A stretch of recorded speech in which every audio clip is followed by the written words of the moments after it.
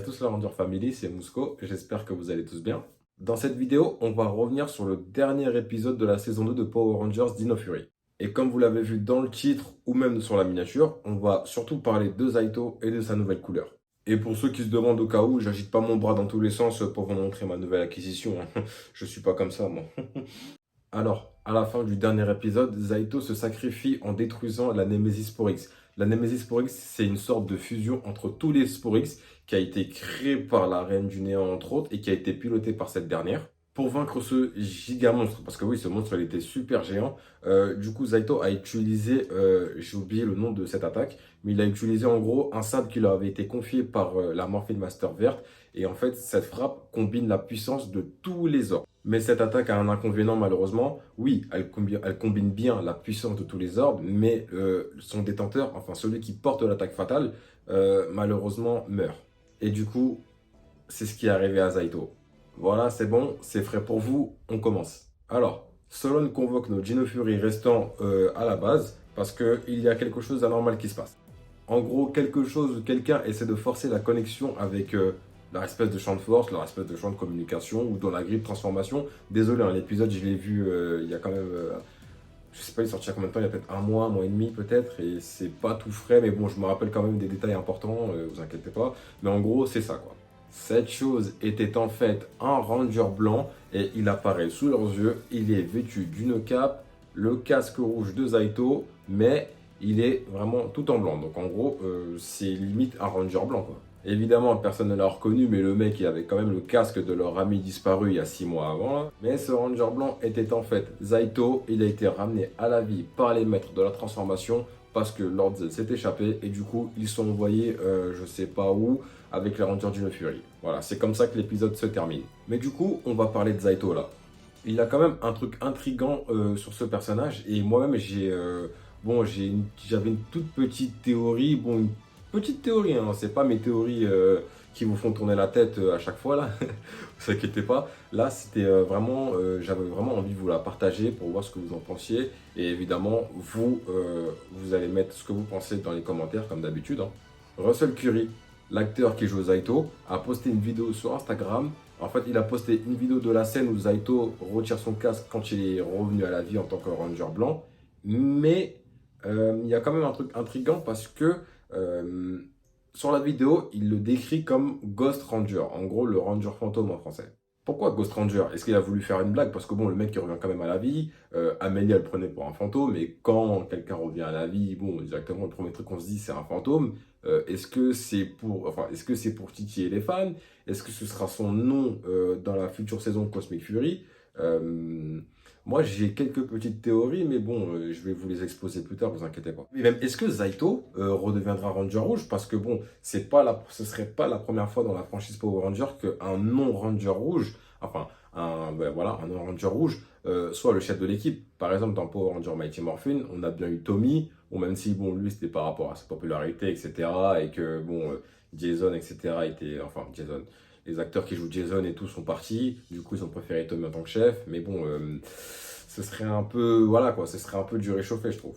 Après, évidemment, rien n'empêche que Zaito soit quand même le chef de l'équipe en tant que Ranger blanc parce que, certes, son costume est tout blanc, mais vous voyez son logo, son espèce de logo, le logo de l'équipe des Dino Fury, son logo, au lieu d'être noir, il est rouge. Et son casque, en fait, il garde le même casque qu'il avait en tant que Ranger rouge. Parce que dans Cosmic Fury, en fait, pour les futurs costumes de la saison Cosmic Fury, pardon, on n'a eu que le costume du Ranger vert, doré et bleu qui ont été confirmés. Évidemment, d'ici quelques mois, on aura celui du Ranger noir, du Ranger rose, et en toute logique, parce que c'est celui qui nous intrigue le plus, on aura celui de Zaito. S'il sera toujours en rouge, ou est-ce qu'il aura, je sais pas, une cape blanche, suivi de son costume tout rouge, franchement, je serais pas contre et ça apporterait encore plus d'originalité. Ces costumes-là, sachant qu'ils sont déjà originaux, je le rappelle. Mais là, du coup, je me pose la question, Zaito, il est revenu à la vie. Est-ce qu'il a de nouveaux pouvoirs? Est-ce qu'il est beaucoup plus puissant? Enfin, est-ce que c'est devenu un être surnaturel? Parce que bon, tu reviens à la vie. Bon, après, bon, c'est pas le premier Ranger qui revient à la vie. Parce qu'on on a déjà eu Kendrix dans Power Ranger L'autre Galaxie. D'autres Rangers, j'ai oublié le nom, bien sûr. Mike, par exemple, qui est mort. Mais, enfin, Mike de Power Ranger de l'autre Galaxie. Le frère de Léo, le Ranger Rouge. Il est revenu à la vie. Bon, il n'est pas vraiment mort. Mais vous voyez ce que je veux dire. Voilà, mais du coup, dans ma théorie, en fait, je me pose beaucoup de questions à la fin de l'épisode. Quand Aeon, après que Zaito s'est sacrifié, Aeon a demandé au maître de la transformation de ramener à la vie Zaito. Ils ne, ils ne l'ont pas fait directement, j'ai pas compris pourquoi. Surtout qu'après, ils l'ont fait revenir à la vie parce que leur Z s'est échappé. Bon, après, vous me direz, je peux comprendre d'un côté parce que bon, les Dino Fury marchent bien sous le commandement de Zaito. Donc, il y a une très bonne cohésion de groupe. Et donc, je peux comprendre pourquoi il les ramenait, mais pourquoi ne l'a pas avoir ramené avant quand les Rangers l'ont demandé? Je trouve ça étrange en fait. Du coup, ma théorie, je vais vous l'exposer en tout cas. Le Ghost Ranger, bon, en français, ça va faire le Ranger fantôme. Et puis, Phantom Ranger, ben, vous le connaissez dans Power Rangers Turbo. Donc là, ça va embrouiller beaucoup de gens. Mais après, bon, il peut garder ce nom, hein. Après, c'est pas. Je dis pas que ça peut être gênant, mais bon, Ranger Fantôme, je pense pas qu'il aura des nouveaux. Enfin, si, il aura quand même des nouveaux pouvoirs Zaito, mais ce sera pas les pouvoirs que le Phantom Ranger a, ça c'est sûr et certain. Donc, Ghost Ranger, je pense que c'est plus. Non, mais je vais vous exposer, attendez. Alors, moi, dans ma petite théorie, je me disais que Zaito était devenu une sorte d'émissaire pour les Morphin Masters. Parce que bon, quand même, ils sont apparus devant lui dans le tout premier épisode de Power Rangers Dino Fury. Il le ramène à la vie lorsque Lord Z s'échappe. Vous voyez? Donc quand même, Zaito, il est sacrément important pour les Morphin Masters. Vous voyez ce que je veux dire?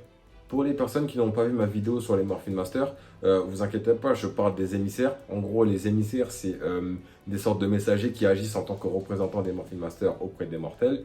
Et même si ces émissaires ne sont pas vraiment cités dans l'univers de Power Rangers, enfin l'univers de Power Rangers, je parle bien de l'univers de la série, je dirais que ce n'est pas impossible cette idée parce que bon, des émissaires dans Power Rangers, enfin dans la série, on en a eu tellement, enfin moi je les interprète à moi, enfin c'est ma façon moi de l'interpréter, des émissaires, on en a eu énormément, je vais vous les citer. Par exemple, dans Power Rangers Opération Overdrive, le gardien de la couronne, pour moi c'est clairement un émissaire parce que bon, le gardien de la couronne Aurora, elle a quand même des pouvoirs incroyables et en plus c'est quand même bon, je dirais pas cet artefact il est lié au Power Ranger, enfin je dirais pas que les joyaux sont liés au Power Ranger Opération Overdrive, je dis pas ça, mais bon c'est quand même un artefact puissant et vous voyez dans le dernier épisode de Fleurus qui met la couronne, vous voyez les pouvoirs qu'il a et le gardien était chargé de les protéger, vous voyez ce que je veux dire, et après vous vous demandez pourquoi je vous dis ça, mais bon vous inquiétez pas, je vais vous citer le deuxième émissaire que j'ai en tête, Keeper, ou le gardien plutôt en français, le gardien des énergèmes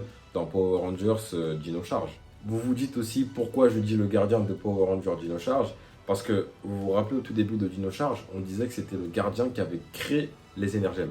Et dans Power Rangers Dino Fury, on apprend que c'était les Morphin Masters qui avaient créé les énergèmes. Du coup, ce n'est pas le gardien qui a créé les énergèmes, plutôt on peut dire que c'est lui qui les a créés parce que bon, la légende des Morphin Masters, voilà, c'est pas tout le monde qui la connaît.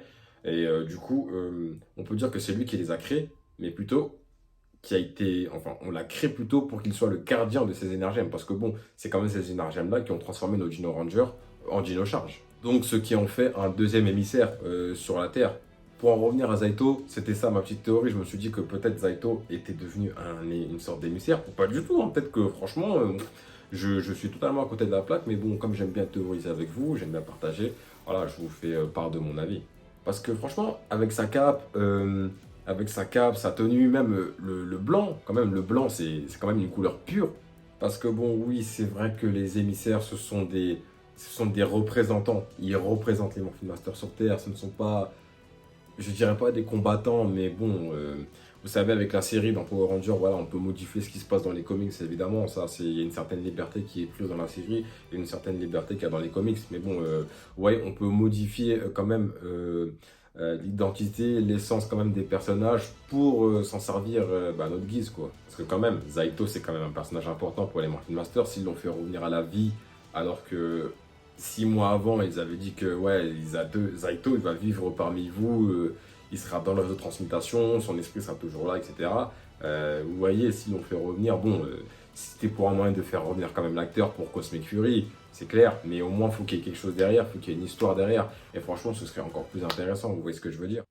En tout cas, c'est la fin de cette courte vidéo. Enfin, courte, je sais pas trop. Bon, je verrai ça au montage comme d'habitude. En tout cas, ça m'a fait super plaisir de partager ça avec vous. Vous, si vous avez des idées par rapport aux Ghost Rangers, à Zaito ou aux émissaires, enfin, ma théorie sur les émissaires que je viens de citer, franchement, n'hésitez pas à le partager dans les commentaires. Ça fera toujours plaisir. Et si ce n'est pas déjà fait, n'hésitez pas à vous abonner. Et on se dit à la prochaine vidéo. C'était Mousco, la Ranger Family. Bye.